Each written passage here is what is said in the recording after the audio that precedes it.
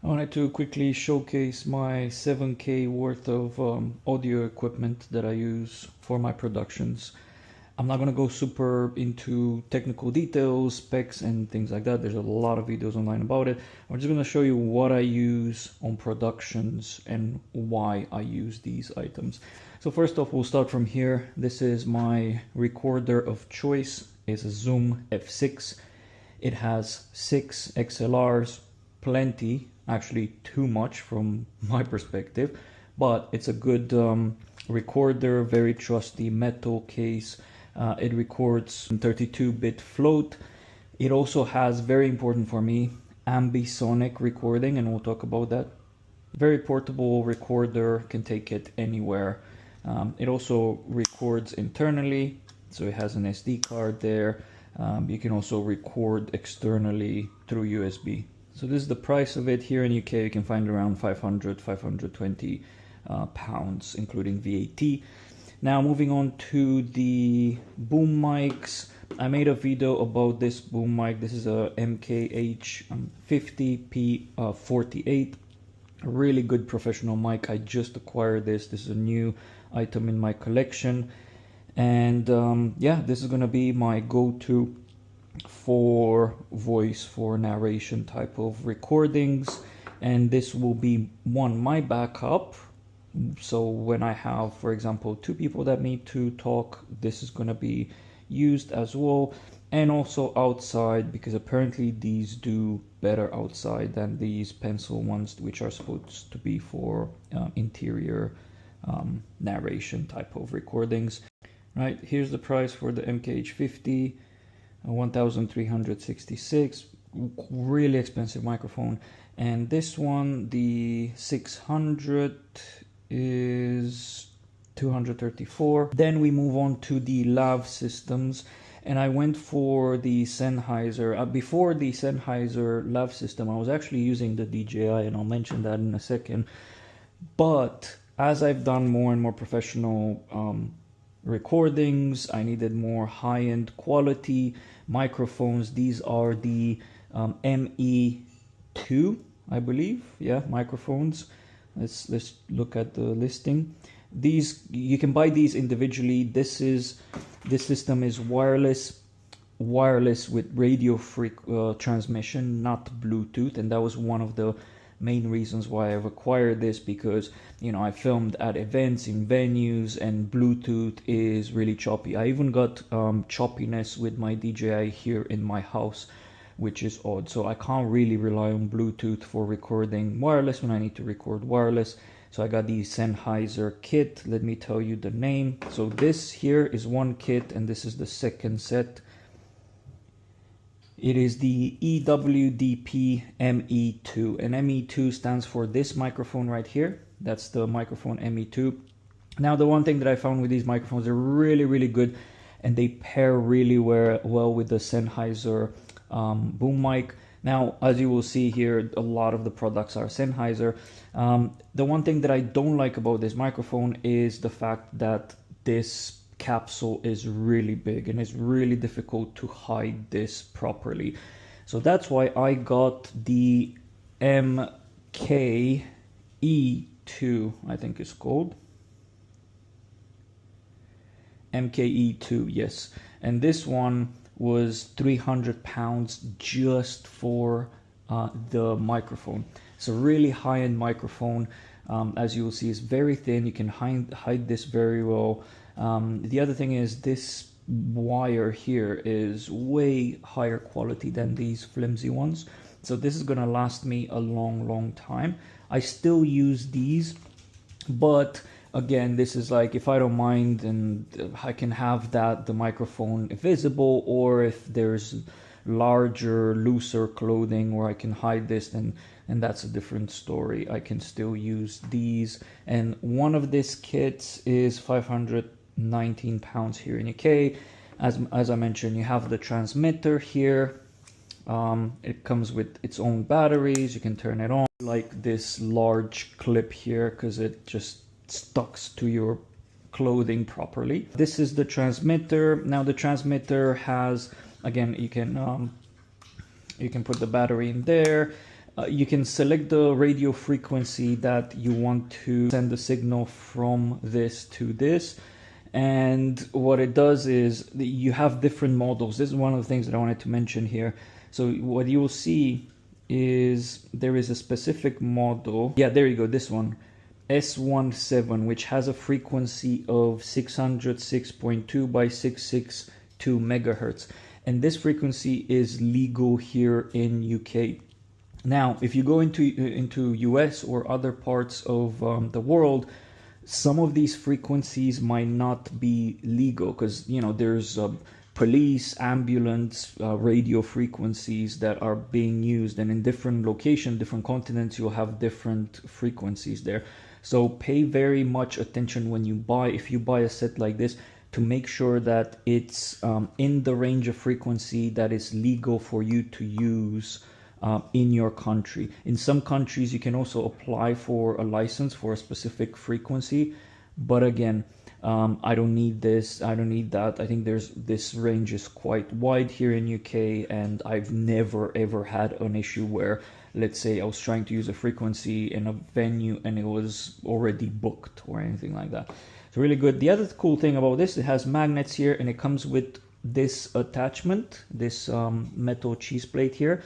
And the F6 recorder has its own attachment here on top. So what I've done was I've attached the metal cheese plate on top of the attachment of the F6, and this sits really nicely there on top. And then you can also place the second one, same. And I find this very convenient because then I can plug these into the recorder and have these in the field. The only downside of this, I would say, I would have loved if this was the other way around and the screens were here. I could switch this cheese plate like that, but then it's not that flush with the system. But yeah, that's how I roll. Now moving on, we have these two XLR wireless transmitters. These are the same from the EW wireless system, which includes this kit. Let me put these back here, and you can connect these to these receivers, and I do that quite a lot.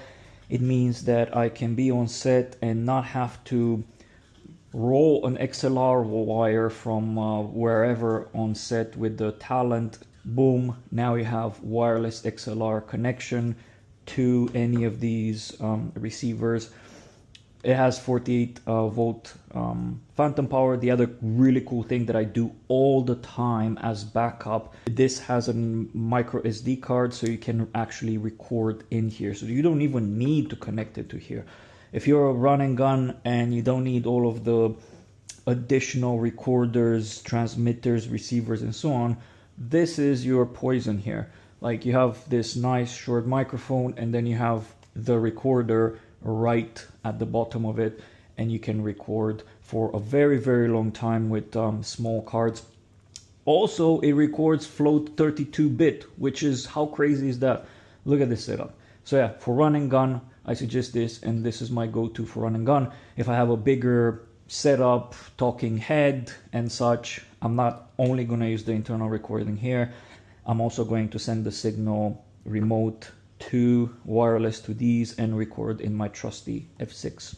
Oh, and the other thing is, it has a, I said I'm not going to go to the specs, but this is really cool. It also has a mic out, so you can even use them as lav systems. Instead of this, you can use this as a lav system. So technically here I have 4 lav systems if I want to, because these two can act as lav recorders as well.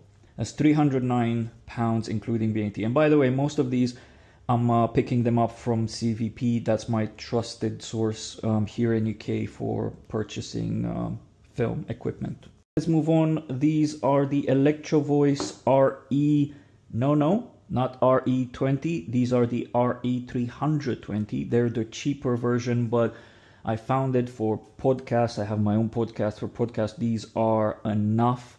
They're really good. They sound really close, warm. They're amazing microphones. Nothing much to say about it. And these are around £270 each, including VAT. Moving on to something really interesting. This is my Rode Ambisonic microphone. Looks like a spaceship here, like a crystal ball or something, but this is a 4 capsules microphone, allowing you to record in all directions, basically surround or ambisonic, more precisely definition of what this is. It's an ambisonic microphone. I brought the cable as well because I wanted to show you the cable, how crazy the cable looks. So this goes, look at all of those pins. So this goes in here, and then you have 4 XLR outs that are numbered, and these you have to plug them in a specific order. So you have 1, 2, 3, 4, and these would go in my ambisonic recorder 1, 2, 3, 4. So it occupies 4 XLRs. Change your configuration here to record ambisonic and you're good to go. I'm not going to go too much into that. There's a lot of videos around how to record ambisonic. I use this quite a bit outside when we're building a story and we're placing a subject in an environment.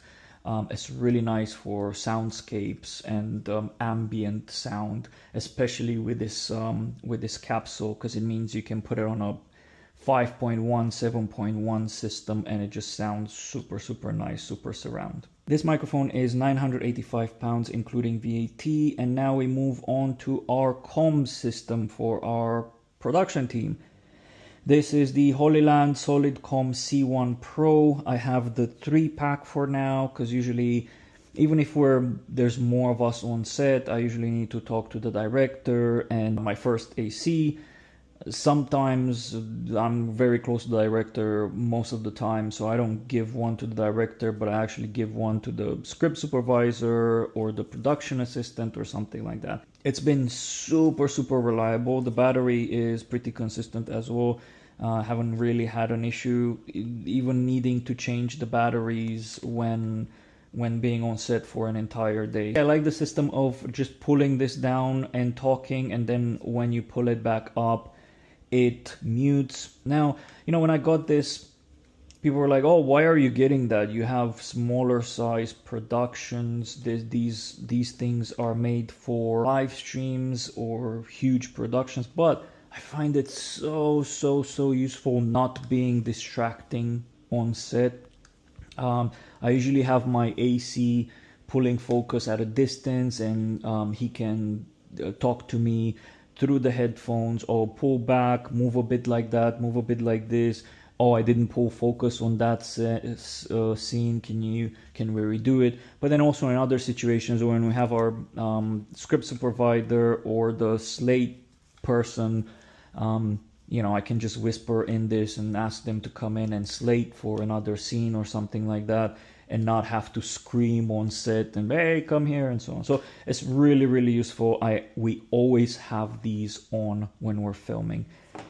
Next up, these are just regular headphones, and actually quite cheap headphones. These are like 70 something pounds. This is the Sennheiser HD-280 Pro. Now, I used to have the Marshall headphones. They were pretty good, but the one thing that I've noticed was it's very hard to distinguish things, especially echo and fine-tune noises, background noises, and so on, when you have on-ear versus over-the-ear. I don't know if I'm saying that the wrong way. But anyways, dude, this covers your ear completely and isolates it. The other cool thing, and the reason why I've done research and bought these aren't really great headphones for listening to music. I never use them for that, or playing video games and so on. The sound is too flat, and to be honest, it sounds a bit more like radio rather than a high quality headphones. But as odd as it sounds, what they do a great job at is kind of like hearing those small minute details in your sound, be it say in the voice, be it in the room noises and things like that. Like this is the only headset, this has been the only headset so far that allows me to understand how echoey the room is through the microphone. right? So that's why this is why this is critical, because I put them on and I can hear the microphone, I can hear how much echo it's in the room. So they're really good for those kind of like fine-tuned details. Again, wouldn't recommend them to listen to music or video games or anything like that. And then last bit that I wanted to show you, this is my old trusty DJI wireless mic. This is the first edition. I had these for a very long time and I kept them around. I still use them from time to time for YouTube type of content where I'm walking and talking in a sense. They're really good. Again, these used to be my, believe it or not, production ones. I used to plug some lav mics in here and use these. But again, they're not trustworthy. Like, I wouldn't rely on this for just producing something high end. But yeah, that's it. This is my $7,000 / pounds audio kit for professional filmmaking.